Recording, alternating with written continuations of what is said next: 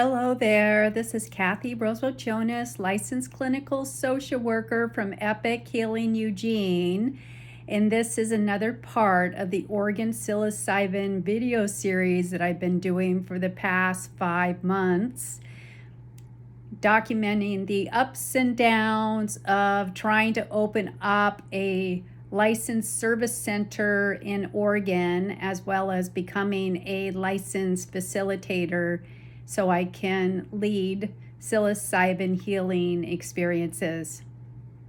So as promised, I wanted to give you an update on what's happening with our site inspection. I was hoping that this video was going to be a fantastic video, which I said in my last video.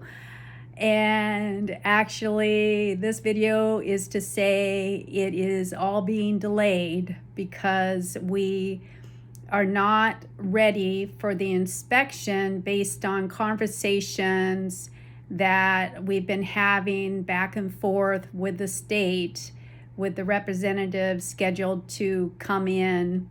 So the process is they give a form and like a worksheet of everything that you need to prepare.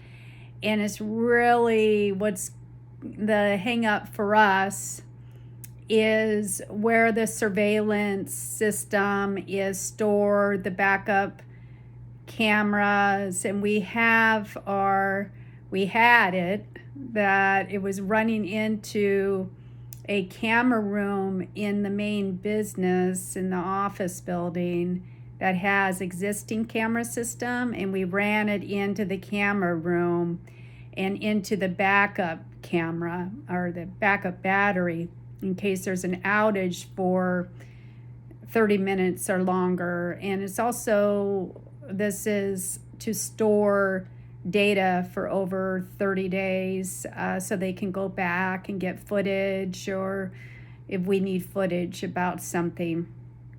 So long story short is the way that we had our surveillance system, even though it looked like it should pass inspection, it didn't. At least it caused red flags enough for it to be brought back to the psilocybin committee who's making these rules. And I guess they meet 2 times a week to review things, and they had enough red flags to say that we needed to make some changes. So I did make some changes, but they weren't enough. So now we're getting a whole new security system routed into our limited access area and getting cables pulled, and we have to redo our surveillance system. So that's a bummer. The other bummer, this video series has been about the ups and downs. So in all honesty, I wanted to give people an update on where I guess I'm kind of a leading frontier. I think I'm probably one of the first people in Oregon that are trying to actually do this, that have gone this far in the process to the inspection for a service center inspection. They have approved some laboratories and manufacturers, but right now there's probably just a very small few of us that are at this stage. So I'm learning, and hopefully these videos will be helpful for others that are soon to face these same things. If you're in a large office building or you own your own business or you have multiple offices, you're going to have a lot more options than what I have. I have 2 counseling offices that are joined. It's a suite that's separated by a little hall and a bathroom. That's it, in a courtyard. And so right now what we learned, which was actually devastating news for us as a counseling business, is it was confirmed that we cannot serve minors at all, even when the service center is closed. And I was just, one thing I said is, well, what about bars? They're open for business where you can bring in a family during certain times, like a brew pub, and they can have a meal. And then at certain times, it's suddenly adults only and 21 and over, and they're checking IDs of everybody that comes in. It's like, even if the safe and security area is in a different room, does that affect the whole service center? Does it affect every day of the week? Because we are only going to open up a couple days a week and run our business, which is counseling and neurofeedback. Yes, we are told it does. Every day, 7 days a week, 24 hours a day.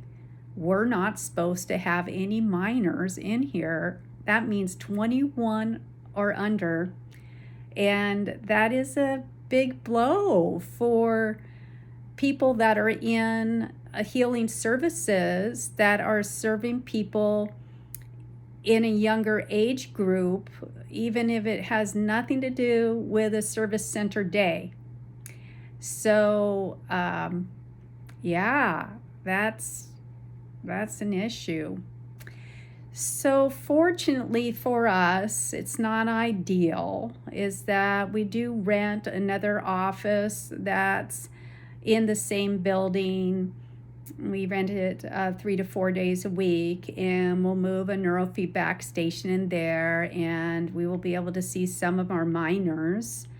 But being able to see, the way that we've been doing it is a parent and child at the same time doing neurofeedback in the same room. We're not going to have that ability to do, and we'll just have to also, I don't know. I think what it's pushing us to do is to use our service center more, and to think, oh my gosh, I guess we're going to be using it more than we thought we were going to use it, and restructuring how we approach our whole business. Yeah, so anyway, so this video is not the ups, this is the downs of trying to do this sort of thing, but we're carrying on. We are trying to do it. And as I've mentioned in other videos, this is very expensive to do, is that I'm looking at around $50,000 to just do this thing, just to open up for services. So people wonder, why is it so expensive to have sessions? It's because it's so expensive to do this, and I got to pay staff, I got to, it's not a big money maker. We're hoping that we can serve a lot of people and eventually make enough money that everybody that is on our team is, paid well, because this isn't something you can do all the time. This is very high energy work. And also that we're hoping to be able to donate to our Pay It Forward fund and have other people donate to that, so we can have options for lowering some of our prices for some of our services. But we're a boutique healing center, and we have a lot of healing staff that are very skilled. So that costs money, to have people at the level of skill that we're providing.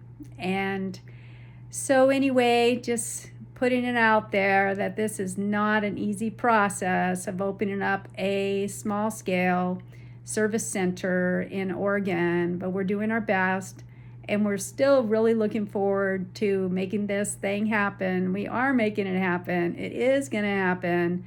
So our inspection is going to be pushed out for another week and a half, and we have the security set up, and we'll reroute in the way that they need everything to be and I think it'll be a go. All right, well, take good care. And this is Kathy Rosewell Jonas, licensed clinical social worker from Epic Healing, Eugene.